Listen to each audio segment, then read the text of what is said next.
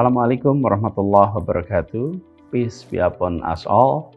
Greetings from the City Hall of Jakarta. This message is for the international community who lives or work in Jakarta.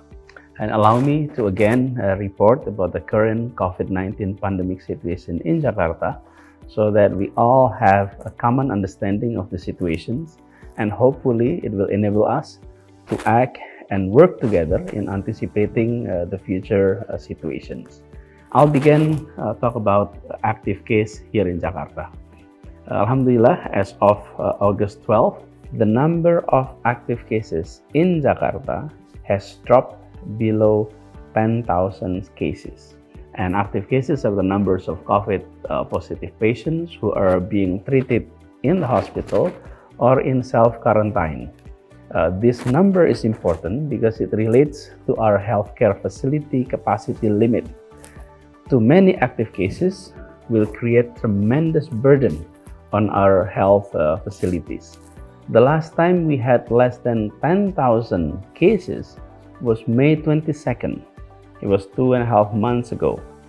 Since then, in almost 2 months, active cases rose exponentially, and the peak was on July 16th with 113,000 active cases. So if you look at the figure here, it was July 16th that the number of active cases reached 113,000. We recall when this peak was reached, all hospitals in Jakarta were full, not only the ICUs, but inpatients room, wards are all full. Even ER queues were overflowed into the hallways, and we had to set up emergency tents outside hospital. So generally, flattening the curve takes more than the time it takes for the curve to peak.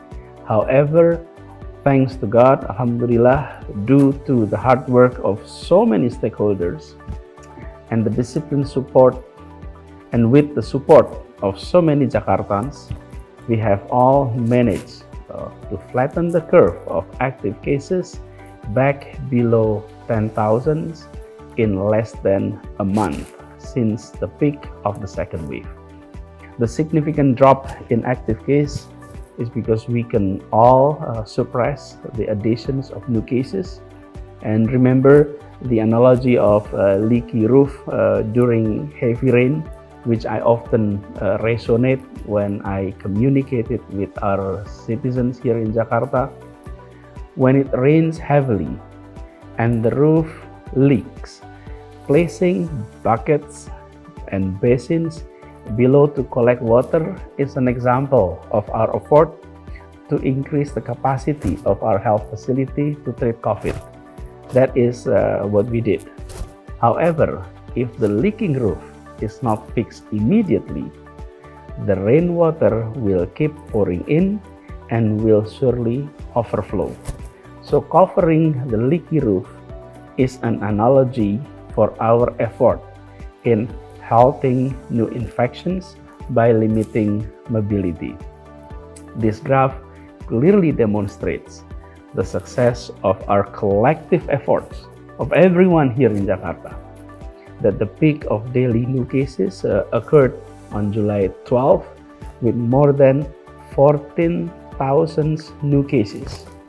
Now, exactly a month later, the daily additions of new cases dropped to less than 1,000.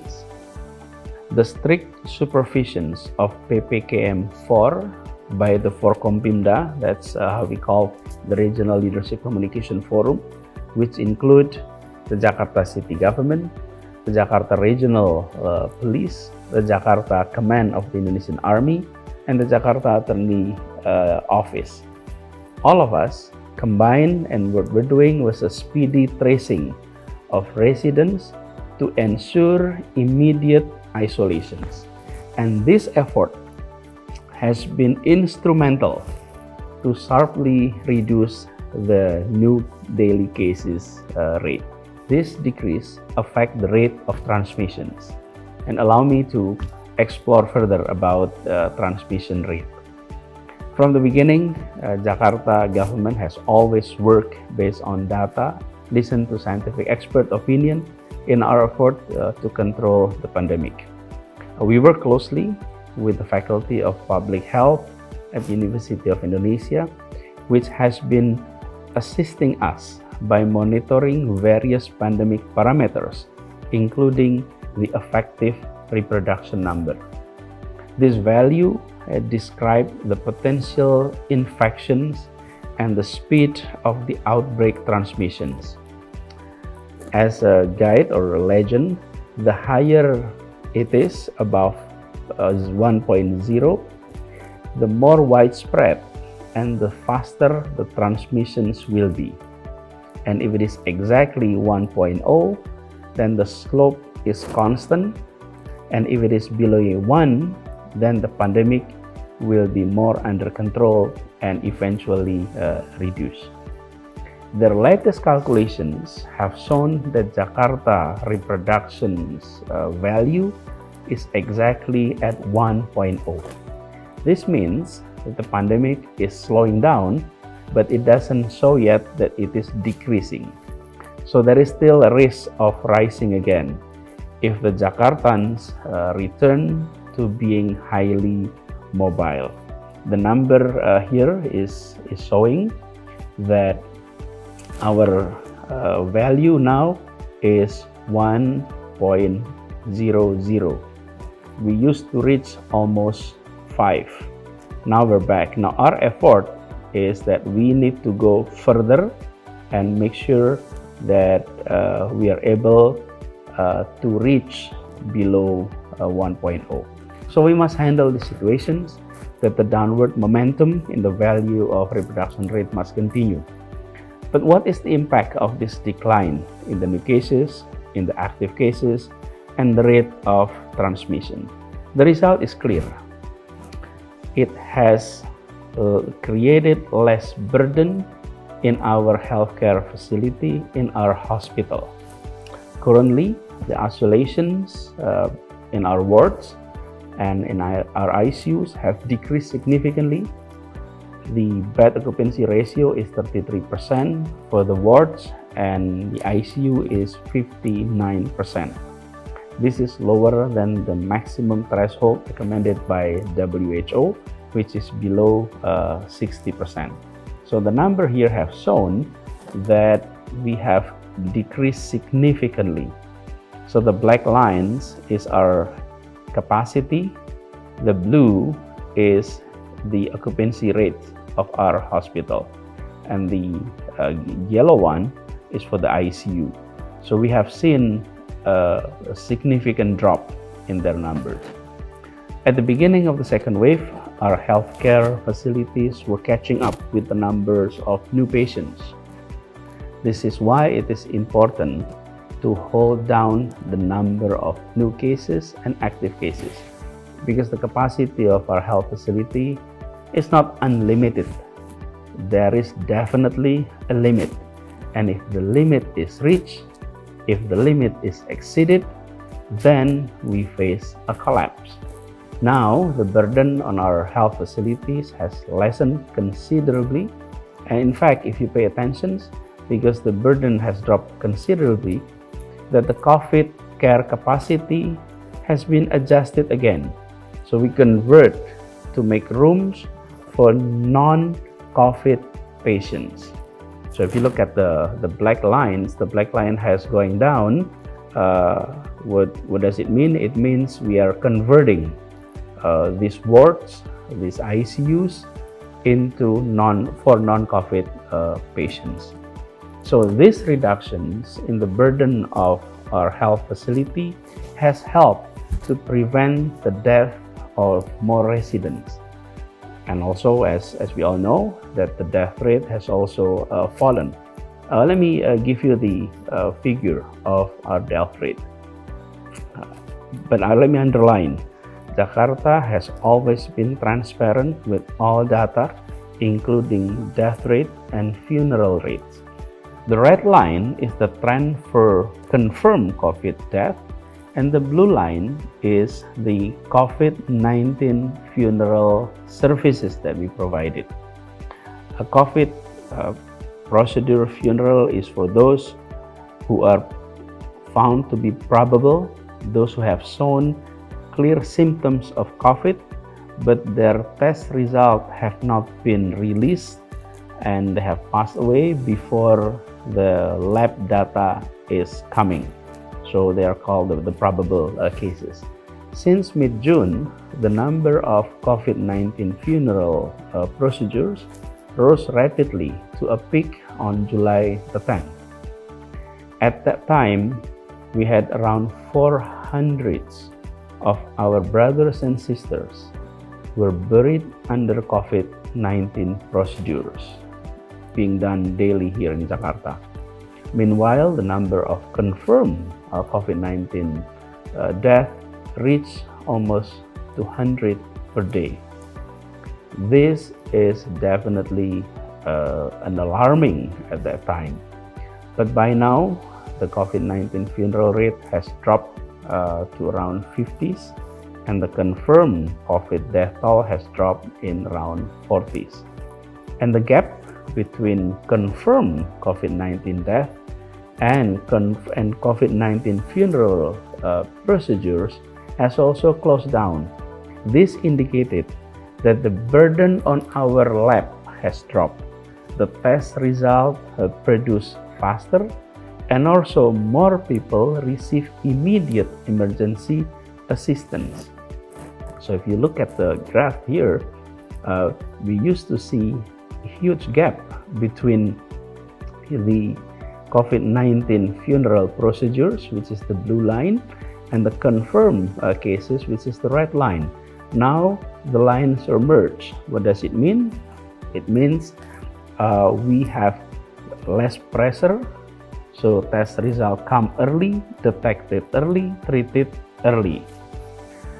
But again, 40 or 50 deaths is not simply numbers. They are our brothers, they are our sisters, we have families, friends, and loved ones. So each death in COVID cases is one too many. We must continue to push to the rate of no death. However, this pandemic is not yet over, so we continue to encourage every effort to suppress the rate of transmission, including through testing. And talking about testing, allow me to share that the WHO set standards of testing. That is 1 person tested per 1,000 populations every week. So for Jakarta, with 10.6 million people, it means that every week we have to test 10,600 people, which is around 1,500 per day. Jakarta is consistently pushing the number of tests to be much higher than the WHO standard. At the peak of second wave, the number of tests had reached 24 times of the WHO standard. That was in July. Now, of course, we have reduced around 13 to 15 times the WHO standards. But we keep our numbers always high because we know that's the way to control the pandemic. And the slides here have provided us with the data about the capacity and the activity of testing here in Jakarta. Let me talk about positivity rate. Positivity rate is the proportions of the number of people who are detected positive compared to the number of people who are tested. A high level of positivity is an indication of the severity of the pandemic rate in a region. However, this number is only valid if the number of tests exceed the new WHO standard for number of testing. So at the peak of the second wave, the positivity rate in Jakarta once reached 48%. That was in July. It means of every 2 person tested in Jakarta, one of them had COVID. This is a very high level of positivity for Jakarta, which we had never experienced before, except for the very beginning of the pandemic, when our testing capacity were still very low. But now, the positivity in Jakarta has fallen below the maximum threshold of 10%. However, we still have to work toward positivity level that is below the ideal threshold, that is 5%. So let's not be careless. Let's continue to be vigilant. Let's continue to adhere to the health protocols, continue to limit mobility, and one more thing, get vaccinated immediately. So, talking about vaccinations, currently 8.7 million of people have received the first dose and 3.8 million of second dose of vaccines here in Jakarta. It means about 98% of first dose target has been achieved and 42% of second dose target. Thanks to the Ministry of Health for continuing to provide the vaccine supplies to Jakarta, and also the armed forces, the national police, the Jakarta police region, and also the Jakarta command of the army, the prosecutor's office, and everyone involved, which include private sectors, foundations, in promoting vaccinations program to reach everyone here in Jakarta. And for that matter, for us here in Jakarta, we are providing vaccinations to those with Jakarta's ID or those who live in Jakarta but don't have Jakarta ID cards, and also those who works in Jakarta but who don't live in Jakarta, and those who studies in Jakarta but they don't live in Jakarta. So for us, everyone should be vaccinated. We ask simple question, are you human? Yes, we'll provide you vaccinations. If you are medically eligible, then we'll get you vaccinations. Because the data from the field are clearly shown that vaccines reduce the risk of death from COVID. And I've explained in various different occasions the detail of our study that it is indeed vaccines reduce risk of severity if you're exposed to COVID, and also to reduce the risk of fatality. Death is of course entirely in the God's hand, and one cannot brought forward or postpone. However, our effort to keep ourselves safe, to reduce the risk of death, are part of His command as well. So if you have not done so, immediately register for vaccines through our Jaki applications or through the nearest health facility, because the pandemic is not yet over. We still have to work hand in hand to take care of each other and to help each other. And as to the international workers in Jakarta, we had conversations with the national government, especially the Ministry of Foreign Affairs and the Ministry of Health. And therefore, we have come up with our approach that for foreign worker, expatriates, now able to get vaccinations through the Jakarta branch of the Indonesian Chambers of Commerce and Industry. So the company will be able to register their employee to the Jakarta branch of Kadin, which is the Indonesian Chambers of Commerce, and then they will be able to get vaccinations here in the city.